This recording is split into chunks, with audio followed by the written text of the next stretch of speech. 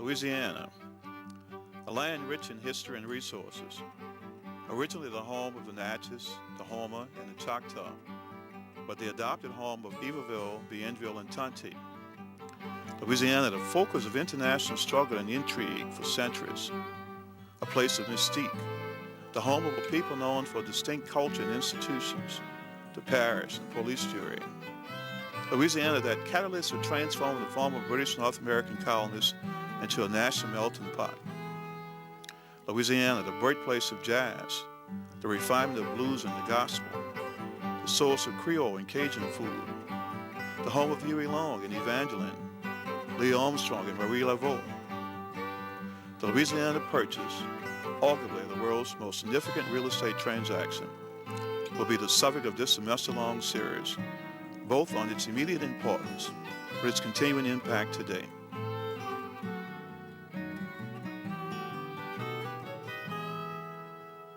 Hello, and welcome again to our continuing series on Louisiana Purchase.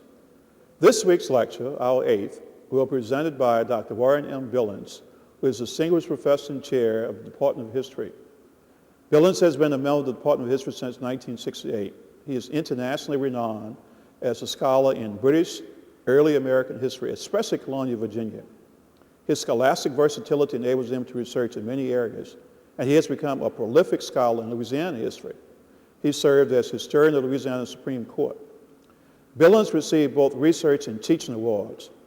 His presentation on the Civil Code is an adaptation of a paper he gave at a conference in Dublin in 2000, an extended version which was subsequently published in the International Journal of Legal Information. Billings contends that the view that Louisiana law was intensely grounded in the French Civil Code is a myth that obscures the actual mixed nature of Louisiana's distinctive legal order.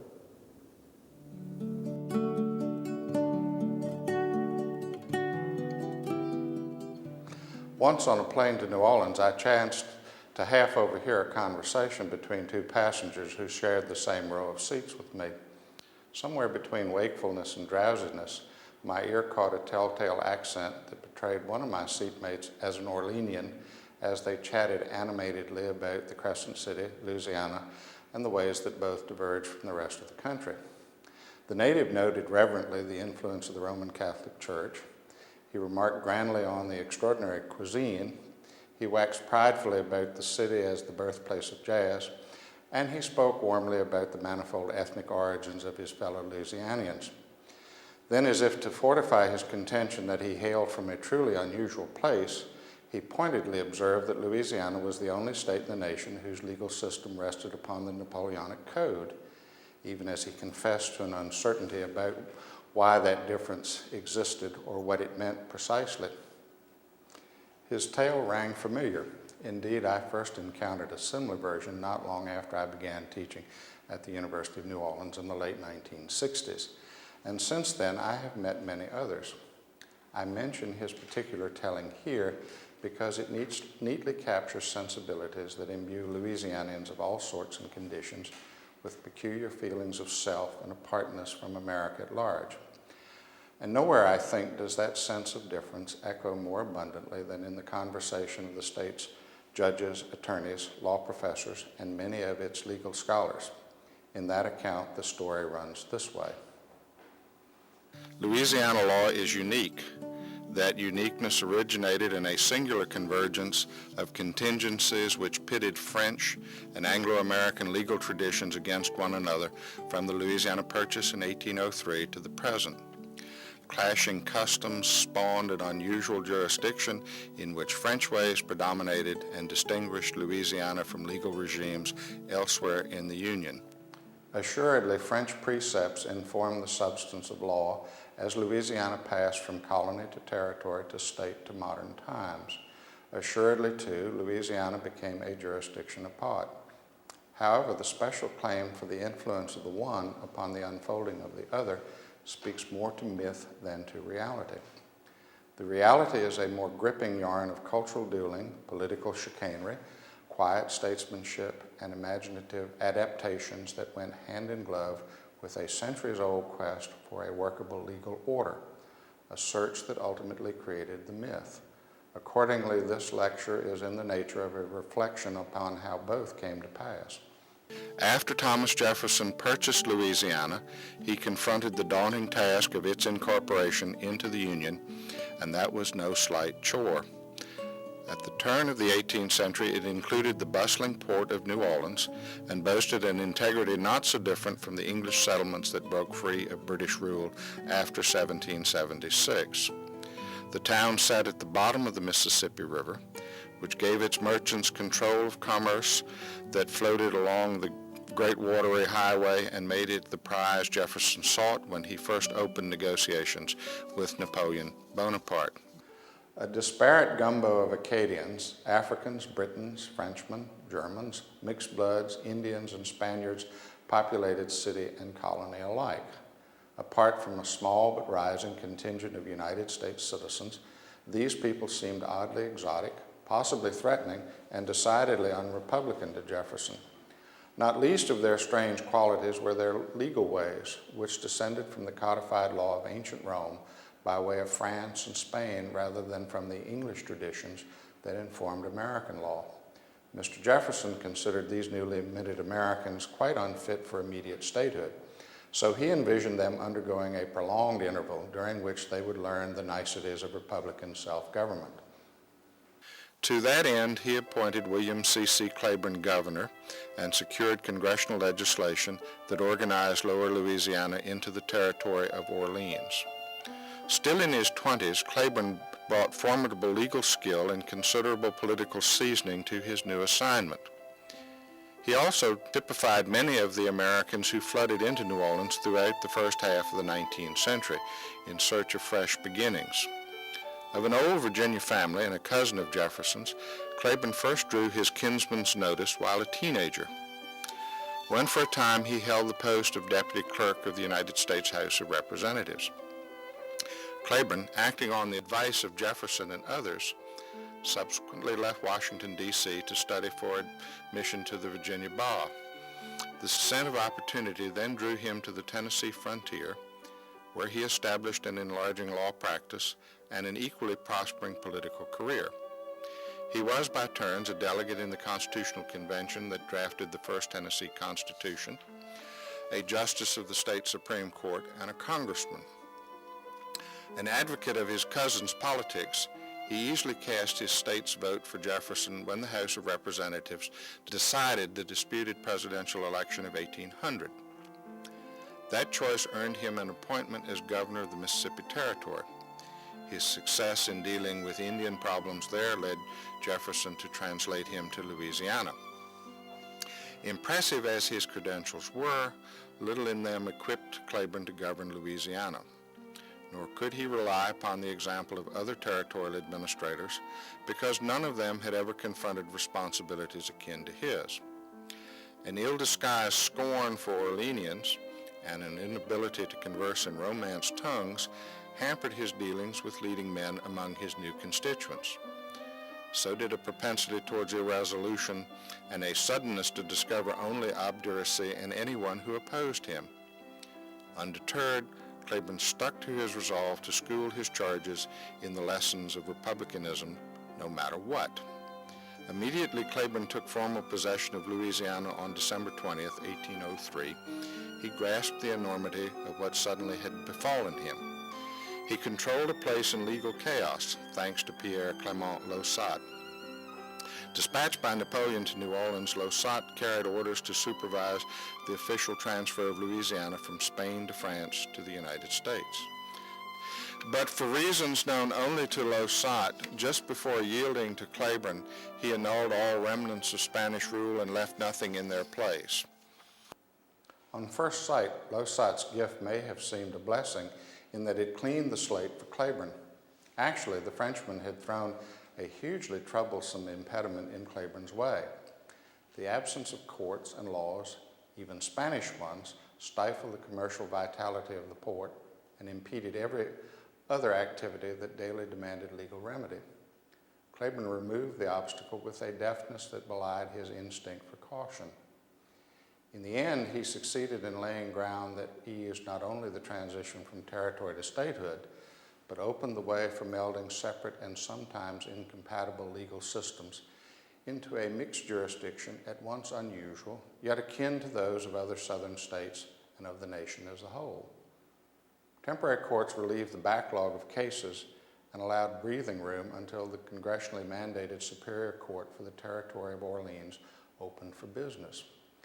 By law, that bench was supposed to seat 3 members, but difficulty in finding qualified candidates meant that a single judge often comprised the court down to 1812.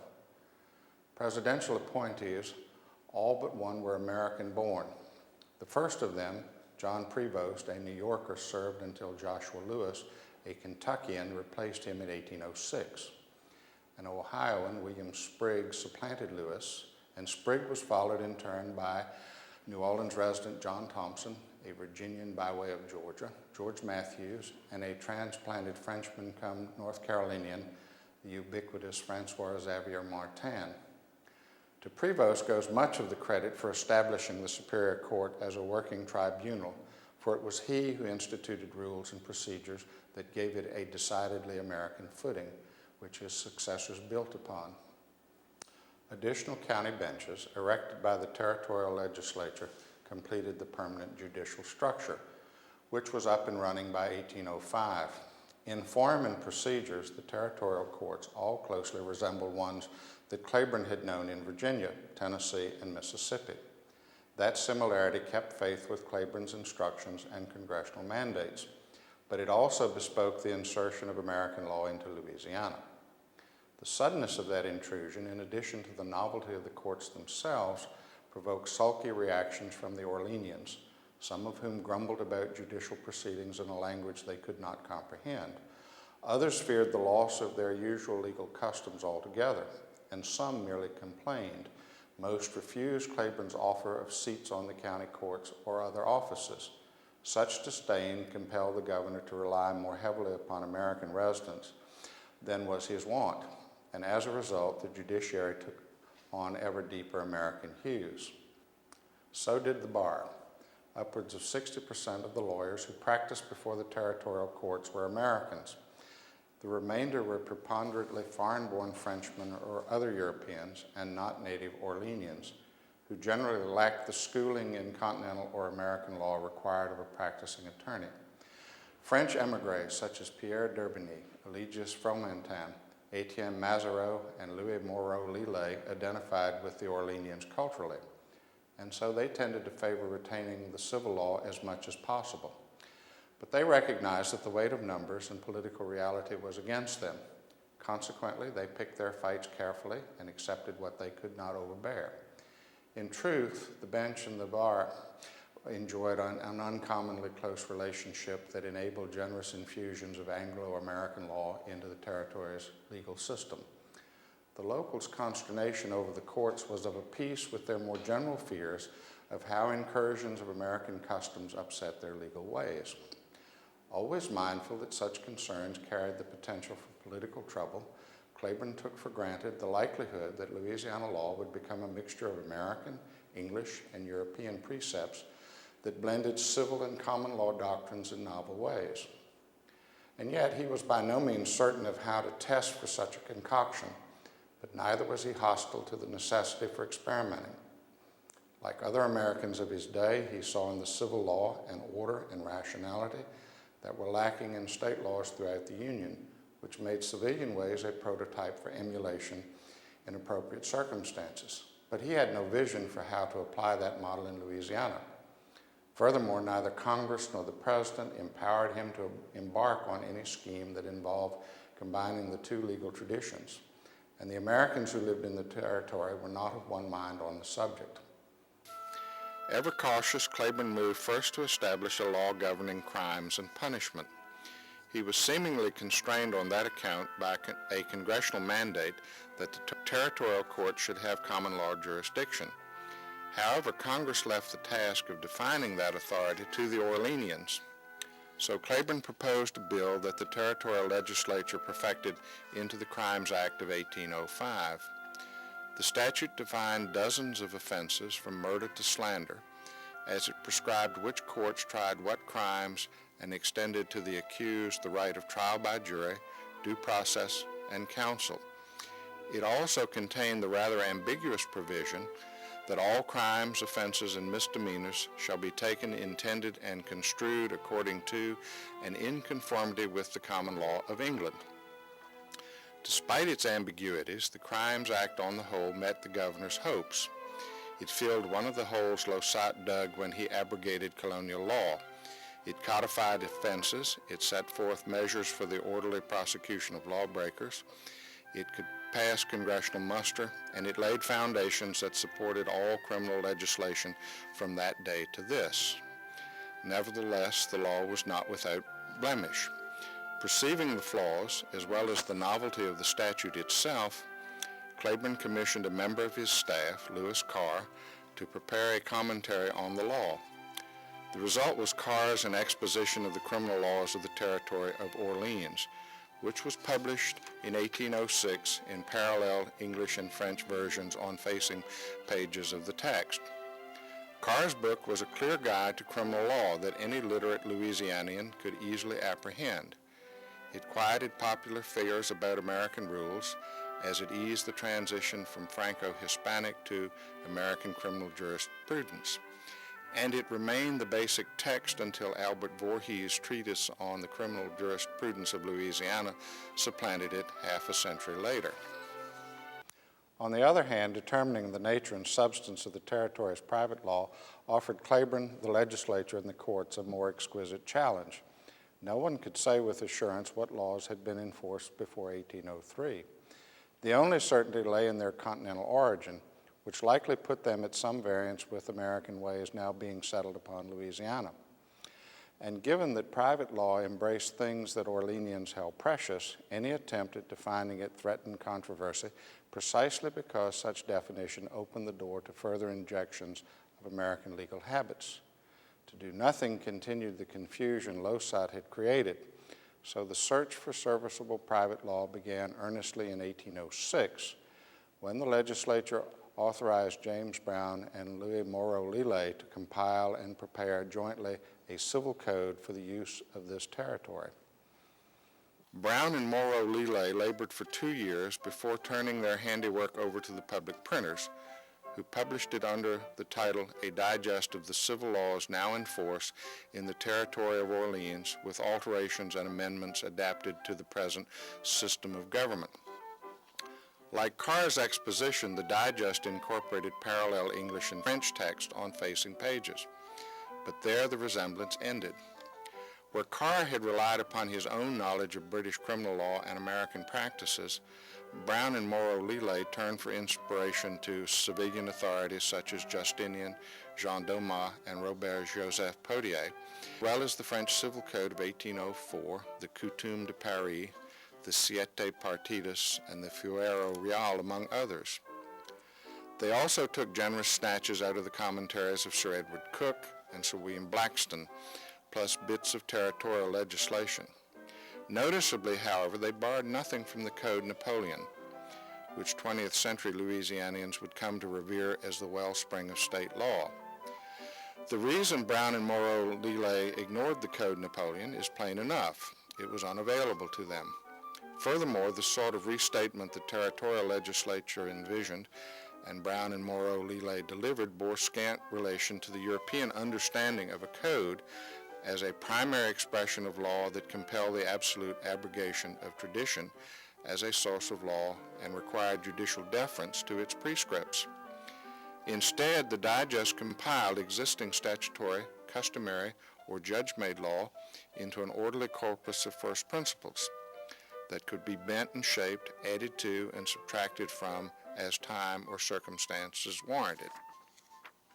Although there was agreement that civilian tenants formed the pith of private law in the territory, Superior Court judges never regarded the digest as controlling. Instead, they treated it just as they might any other source that guided them in resolving litigation. They used it when it fit the case before them. They turned elsewhere when it did not. Then, too, their background combined with their rulemaking authority to assure routine sprinklings of American procedures and habits into the territory's evolving legal order. and so by 1811 they sunk the base for Louisiana's mixed jurisdiction. Mounting clamor for statehood at last moved Congress to act, and on February 8, 1811, President James Madison signed enabling legislation that permitted the people of Louisiana to form a constitution and a state government. As soon as the news of the president's action reached the Crescent City, Governor Claiborne set in motion an election that brought the men who drafted the Constitution of 1812 to New Orleans. Preparing that document was no easy job, given the clatter of competing interests of the delegates. How to construct a judiciary for the new state became one of the thorniest problems.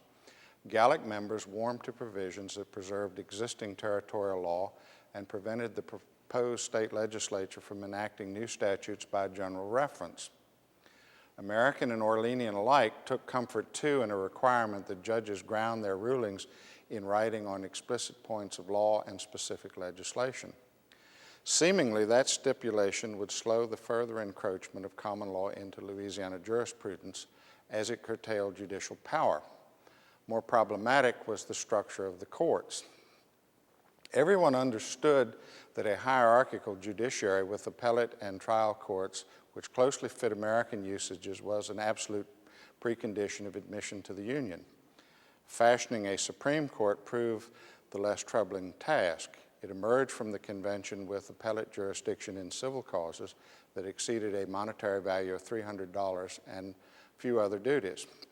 As such, it seemed no danger to anyone, especially because the drafters, like other Americans of their day, had little sense of what state Supreme Courts might or might not do. More irksome was how to empower the lower courts. The state could not operate without them, nor would Congress sanction a constitution that lacked provision for them. However, there was no agreement on the number of lower courts or the authority that should be assigned to them.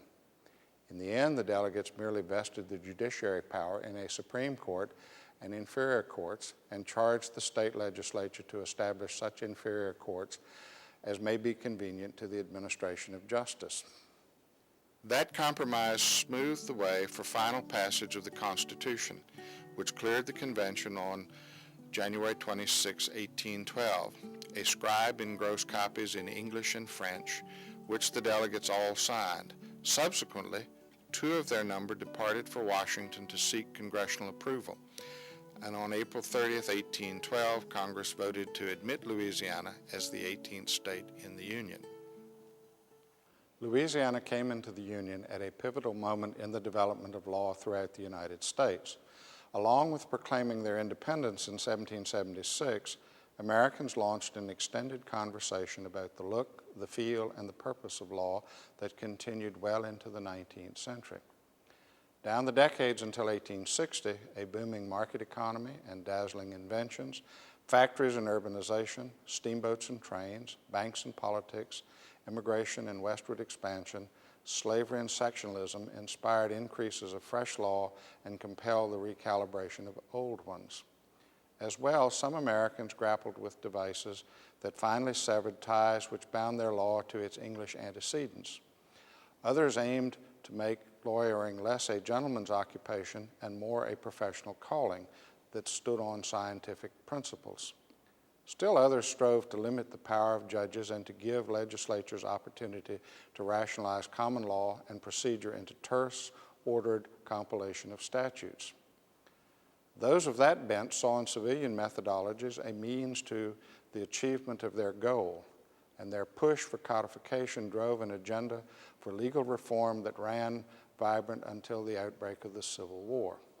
This national conversation extended and informed discussions in Louisiana that had gone on since 1803. Much of the debate at first turned on how closely private law should resemble a continental, or more particularly a French civil code. Foremost among the advocates of a codal restatement of Louisiana law was not a foreign-born Frenchman or a Creole, but an American, Edward Livingston. To the manor-born, Livingston was of a New York family whose political dominance in the Empire State reached as far back as the 17th century. He came of age during the Revolutionary War years, which colored his attitudes towards English law as did his early fondness for Roman law that in later life blossomed into a passionate belief in the superiority of civil law over common law.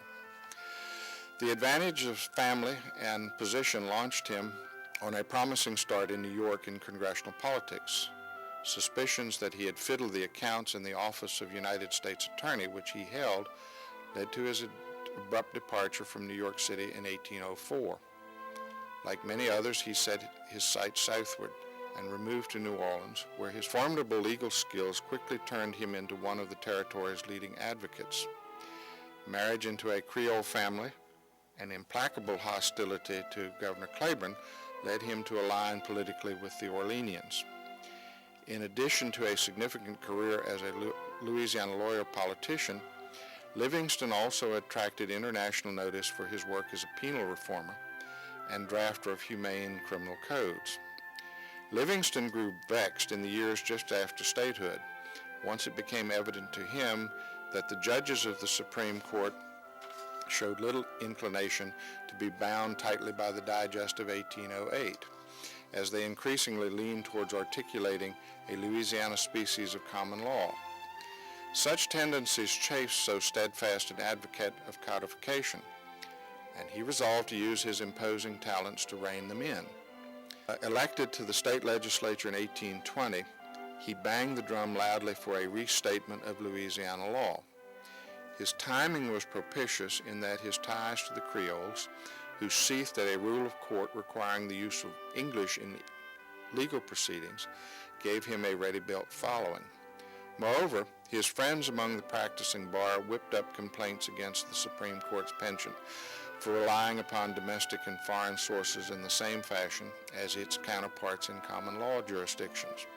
Livingston's tune played well for his colleagues, who in March 1822 authorized the naming of 3 jurisconsuls to revise the civil code by amending the same in such a manner as they shall deem it advisable, and by adding under each book, title, and chapter of said work such of the laws as are still in force and not included therein, in order that the whole may be submitted to the legislature at its first session, or as soon as the said work shall have been completed.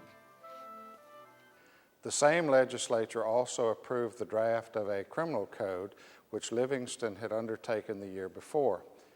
His subsequent draft circulated widely across America and Europe, earning him great praise as one of the country's premier proponents of codification from such contemporaries as Joseph Story and Jeremy Bentham.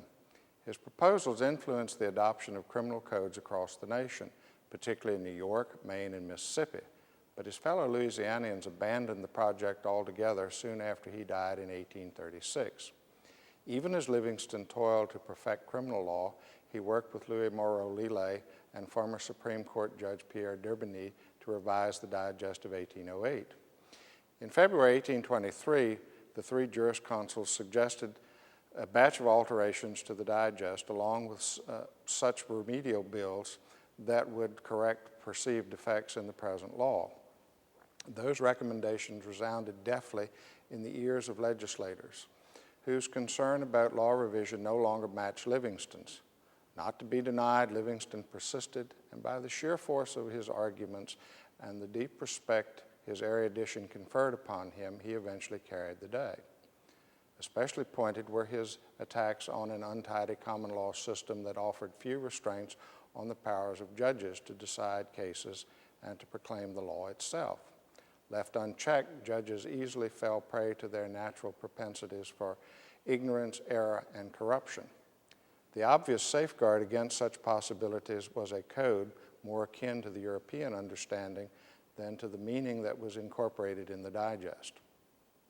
Persistence and cogent argument carried the day at length, and in 1824, the legislature accepted the redactor's handiwork. Several observations about the new code, which came off the state printer's press the next year, are in order. Livingston, Moreau Lillet, and d'Herbigny clearly used the Code Napoleon for a model, but they just as clearly turned to older French commentators like Jean Daumal and Robert-Joseph Potier, as well as to Roman law. However, their principal inspiration was neither French nor Roman law, it was Spanish law. American members of the legislature were as receptive to the code as their Gallic colleagues, but their consent did not signify their conversion to Livingston's point of view.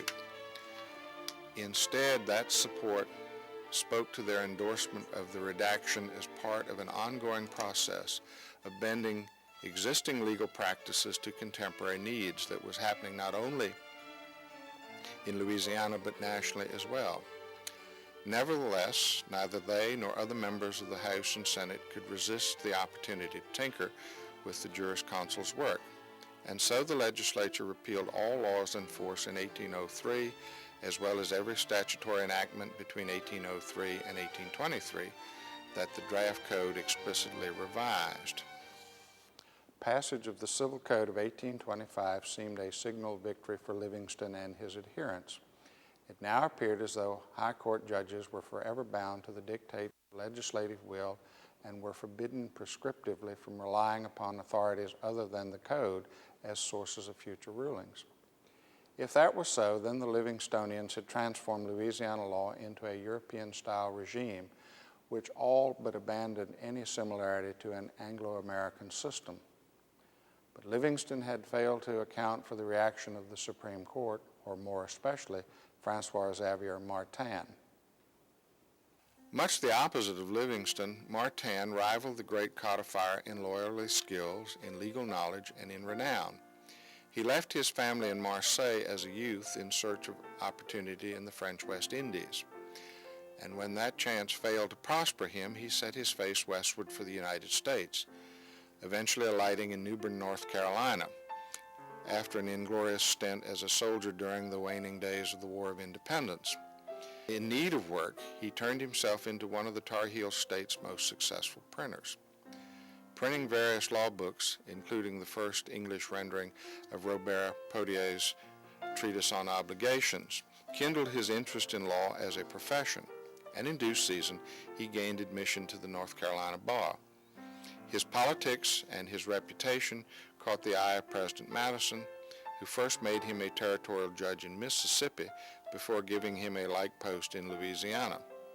Martin became the first Attorney General for the state before he joined the Supreme Court in 1815, where he remained for over 30 years, the last 10 years of which he was Chief Judge.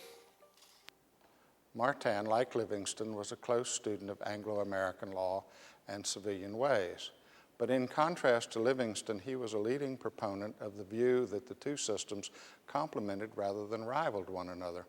Accordingly, he devoted much of his inexhaustible energies as a writer and jurist to reconciling the two into a workable jurisprudence that met the legal needs of his fellow Louisianians. Moreover, as a workaday judge, he routinely confronted a constant need to settle cases in a manner that allowed litigants on both sides to leave his court believing the law had dealt with them equitably and justly. In the real world of judging, things that worked usually counted more for Martin than elegant theoretical niceties, and he had the weight of intellect and high office to make his rulings stick. Then, too, Martin prided an independent judiciary, so he was hardly minded to be bound by the new civil code in the way Livingston expected. Indeed, no sooner had the code become law than Martin and his confreres used a series of cases to render it little different from the Digest of 1808 or other sources. The legislature countered in 1828 with repealing statutes that again invalidated all foreign law in force at the time of the purchase, the Digest and every other territorial or state act that had been revised by the Civil Code. Rather than deterring the judges, the repealing statutes muddied an already cloudy condition, thereby leaving the whip in Martin's hands. Martin finally clarified matters in 1839. In ruling on the case of Reynolds versus Swain, he claimed for the court the right to say what was law in Louisiana and ultimately who declared it. The court enjoyed two other advantages in the drive to perfect that regime. Clauses in the Judiciary Act of 1813 empowered the judges to make and issue all mandates necessary for the exercise of its jurisdiction over the inferior tribunals. It could supervise its officers, and it could promulgate all needful rules which shall not be inconsistent with this act or any other law of this state, providing that once the said rules once established shall not be altered without adequate warning. In other words, the judges had carte blanche just so long as they stayed within these spacious limits. The Judiciary Act also authorized the courts to examine, license, and discipline everyone who intended to practice law in the state. That power was consistent with a custom nationwide which derived from an understanding that high court judges, by virtue of their merits, were most able to decide who should become practitioners and to correct rogue attorneys. Shortly after the court sat for the very first time in 1813, it named attorneys Abner L. Duncan, Abraham R. Ellery, Edward Livingston, Francois Xavier Martin, and Etienne Mazereau, a committee to draw up rules and regulations for the government of this court. No copy of those rules has come to light, but it seems self-evident that the committee merely revised the regulations of the now extinct Superior Court for the Territory of Orleans. Thus, from its inception, the Supreme Court not only looked like all the high benches around the country, it proceeded like them as well. Its subsequent rule changes continued that trend too. One in particular, the rule of 1821 that denied a license to any gentleman not acquainted with the legal language of the state, English, stirred the controversy that launched Livingston's effort at codal revision, but others caused little upset among the bench or the public at large. Ratification of the Constitution of 1845 set in train changes to the Supreme Court that extended its jurisdiction to take appeals in criminal causes and increased the membership to include a Chief Justice and 4 associates, though the court's rulemaking authority continued as before. The new justices promptly revised court procedures. As their predecessors had done in the past, they drew a committee from the New Orleans Bar, which they charged to revamp the existing rules. In short order, the committee called from a jumble of directives 11 succinct rules that the judges promulgated in December 1846. Subsequently, that procedural restatement took on a life of its own because it afforded the basic framework for rules that still guide the modern court. Prescribing standards of legal education and testing would-be barristers quickly became one of the Supreme Court's most demanding administrative duties. At first, the requirements were quite modest. An applicant need only certify to the judges that he was of good character, that he had apprenticed with some practicing attorney for a term of years, and after 1821 that he had fluency in English, or that he had been licensed elsewhere in the United States. The contentiousness of the English language rule, plus growing numbers of aspirants to the bar, at length compelled the court to refine its admission standards in a novel, if not to say radical fashion, when in 1840 it introduced 2 fundamental reforms. It required the judges to constitute 7 lawyers as a committee that would screen prospects strictly and rigidly, certifying those whose learning and character qualified them for examination and licensing by the court itself. As preparation for both tests, the court prescribed a syllabus of 15 books for candidates to master, cut to the pattern designed by David Hoffman, a law professor at the University of Maryland. The list divided into 3 broad categories of books that embrace civil law, common law, and the laws of the United States and Louisiana.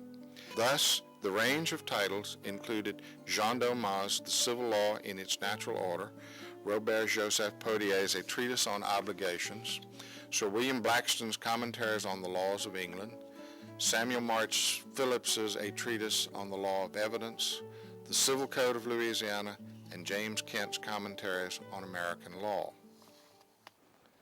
The examination in the syllabus raised the level of intellectual preparation of Louisiana attorneys. Indeed, the standards more than matched the judges' hopes because the rule stood, albeit with alterations, until the court eliminated it in 1923. However, the court had something else in mind than elevated educational requirements or mere longevity. The judges intended to impose upon the bar their shared belief that Louisiana's was a jurisprudence that drew equally from civil and common law. They conceived law as an age-old aggregation of axioms that regulated human existence.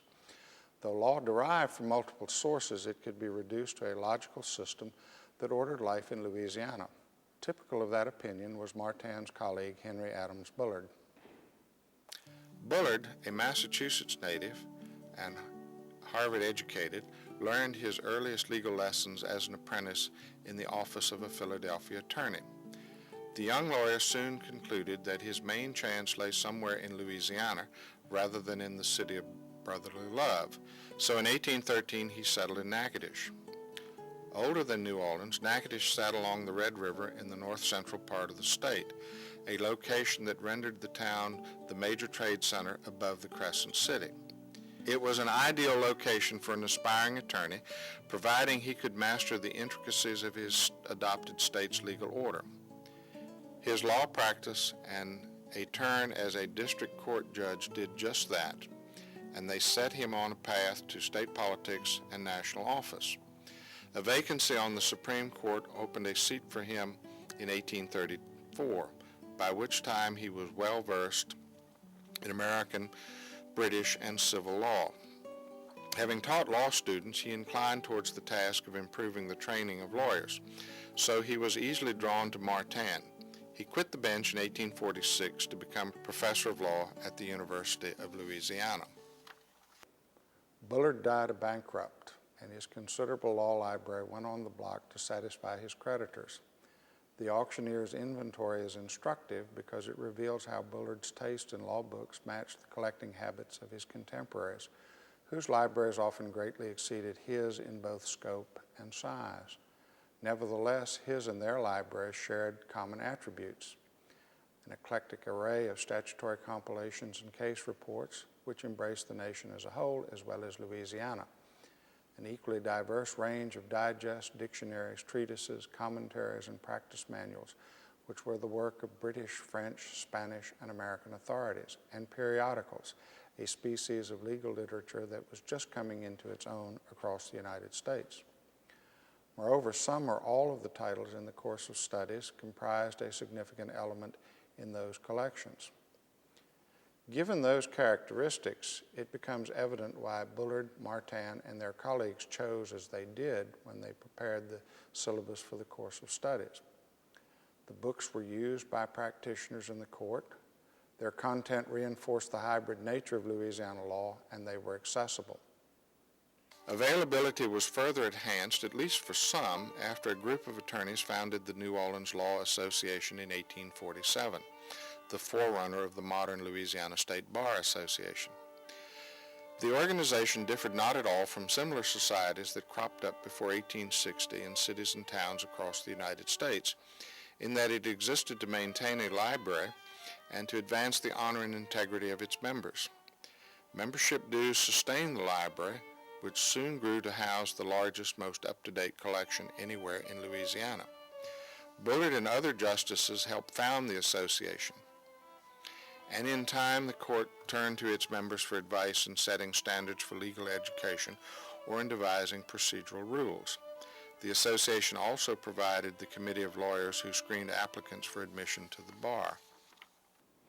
By these means, then, the blend of American, British, French, Roman, and Spanish law that started in 1803 became by mid-century the mixed jurisdiction that defined Louisiana's legal order to this day. That regime diverged profoundly from the one Edward Livingston envisioned and strove to perfect.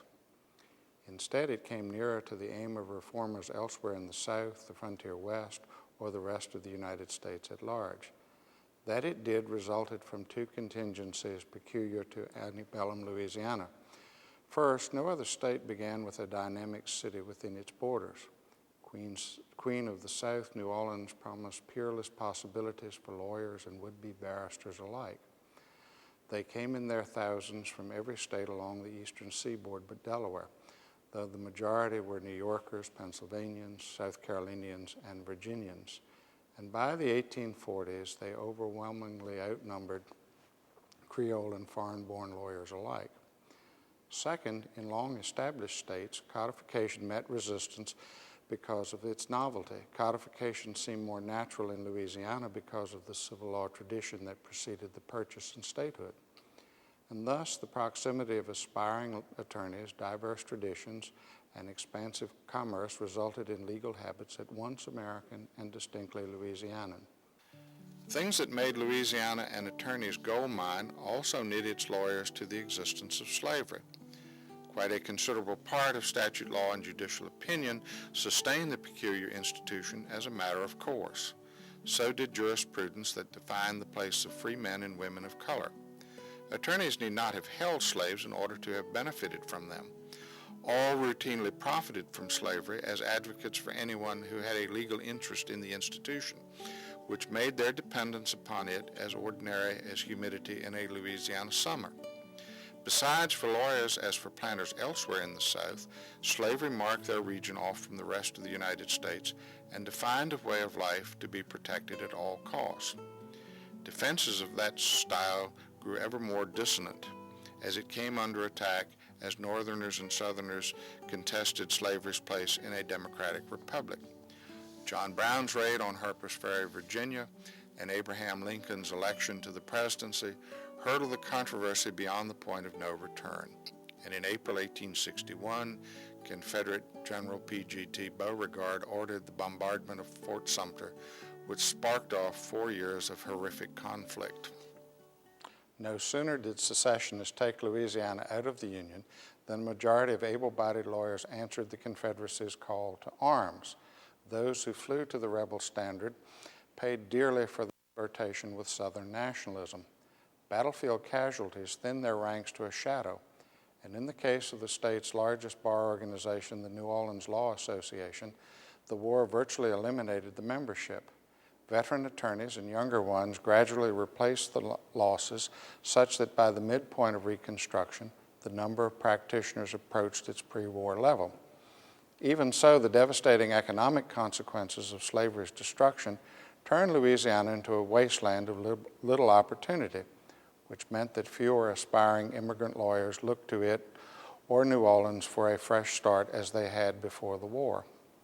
Constitutional revision in 1864 and 1868 attempted to adjust Louisiana's fundamental law to the realities of defeat and to realize a vision that promised suffrage and civil rights for blacks, desegregated public education, and equal access to public accommodation. Unhappily, that dream fell victim to corrupt politicians, and it suffocated in a cesspit of venality and violence, which the Constitution of 1879 strove to cleanse. Constitutions are no better than the politicians who enforce them. This one was drafted and enforced by corrupt men who reflected white Louisianians' mounting animosity to people of color. Their malice spawned the degradation of black Louisianians and white supremacy that were the prominent features of the Constitution of 1898.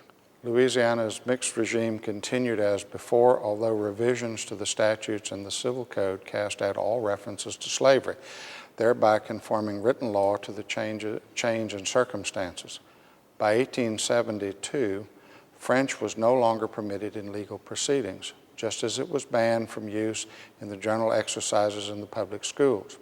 Of necessity, the Supreme Court also rebounded its jurisprudence so as to accord with the end of slavery and federally mandated constitutional guarantees for equal rights.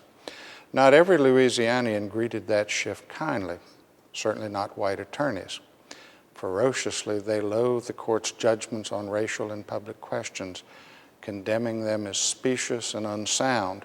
Their belief that the hope of this part of the world ran contrary to the ruling dogmas of that frightful time tarried long after Congress abandoned Reconstruction. Such vituperation echoed a strident riff on themes that bespoke the mythology of the Old South. Their cause lost, whites across the battered region conjured a romantically counterfeit past, which for them was an antidote to the toxins of an insufferable present. Lawyers cast particularly saccharine fables of honorable barristers who lived nobly in the idyllic setting of pre-war plantation society, only to sacrifice their all in defense of Southern rights. Louisiana versions of such tales appeared right after the war. though the more elaborately polished ones dated mostly to the waning years of the 19th century and the early 1900s. Annual meetings of the Louisiana Bar Association, successor to the New Orleans Law Association, afforded a stage from which to glorify Louisiana's unique jurisprudence, or to praise antebellum attorneys for their genteel carriage, their forensic prowess, and their inherent grasp of wide-ranging legal principles, all of which made them the envy of the country. Nevertheless, tensions born of cultural differences often resulted in clashes among Creoles and Americans. But as Charles E.A. Guy remarked in 1888, after a little while everybody became reconciled to what at first had been thought an intolerable inconvenience or annoyance. In the course of time, he continued, the high-spirited and light-limbed Latin genet and the massive, slower-tempered Saxon horse, being both harnessed to the car of justice, learned to pull together and contrived by some means or other to make its wheels work smoothly, notwithstanding the natural difficulties of the road. Henry Plauchet Dart was the most accomplished of these myth spinners. Child of a Creole mother and an English father, Dart rose to manhood in New Orleans during its troubled post-war years. Joining the White League, an organization of ex-Confederates, he contested the city's Reconstruction government. And the experience fired his lifelong disdain for blacks, Republicans, and the New Order. Law attracted him.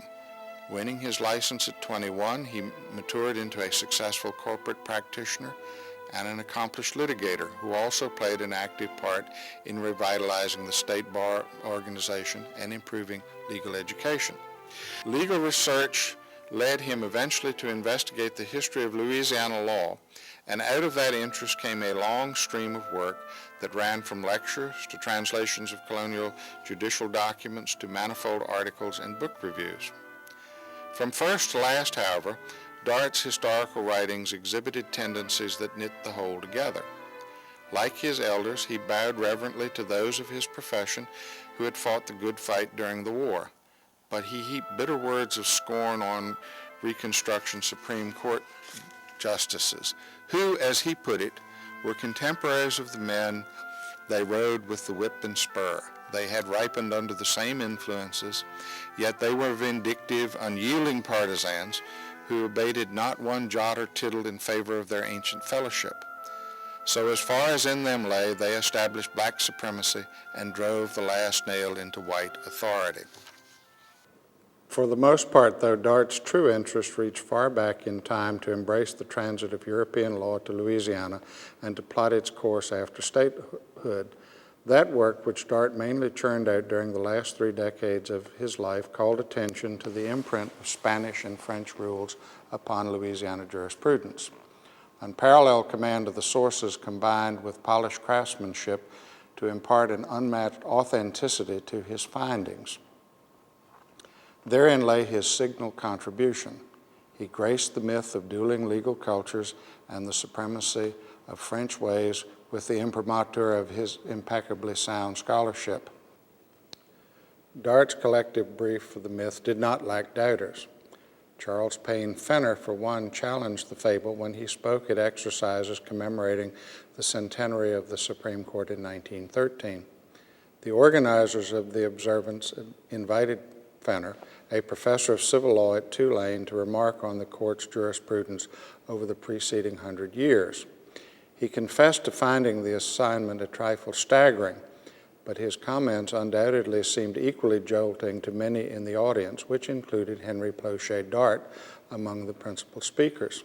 Fenner acknowledged the indebtedness of the state's substantive law and jurisprudence to civilian inheritances, but he neither credited the primacy to the French nor attributed any rivalry between Anglo-American and civil law. Conversely, he conceded that our peculiar system of law differs from that of our sister states. Saying the difference amounted to far less than was generally supposed, he suggested that Louisiana jurisprudence had long since converged with that of the nation as a whole. Evidence of such a convergence was palpable.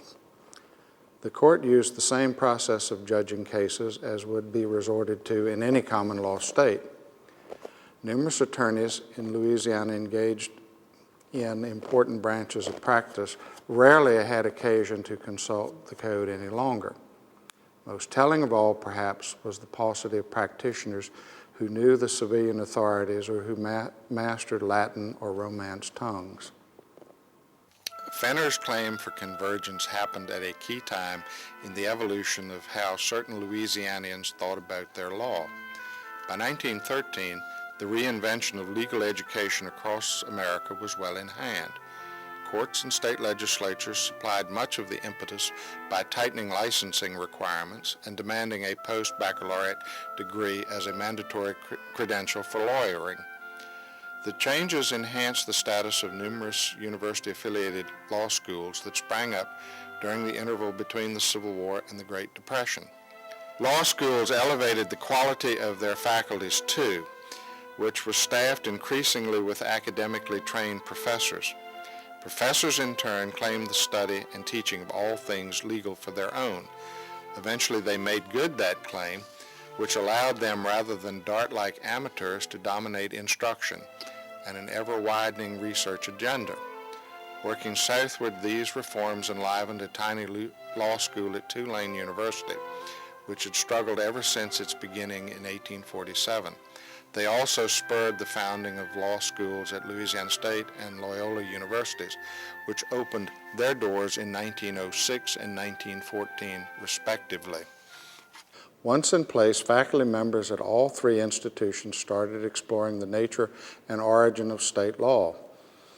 A few followed Fenner's line of march, going so far as to declare most emphatically how it must be admitted that Louisiana is a common law state. With equal insistence, others countered, saying that for considerably more than 100 years, Louisiana has been regarded as a civil law jurisdiction because of its adoption of the doctrines of that great branch of private law of continental Europe, and it remains a civil law jurisdiction. Weight of numbers and quantity of output swept the field for the latter contingent, who launched the so-called civilian renaissance in the 1930s. The myth of French civil law as the marrow, the bone, and spirit of Louisiana jurisprudence greatly sustained advocates of that renewal, who passed on a plain message to generation upon generation of practitioners. All were the collective guarantors of a unique legal system that must be preserved against the onslaughts of the common law. Born, reborn, and born again, the myth still enjoys a lusty life, which shows no sign of ending anytime soon. It is as red beans and rice are to dining, or as king cake is to Mardi Gras. Without it, Louisiana would not be Louisiana.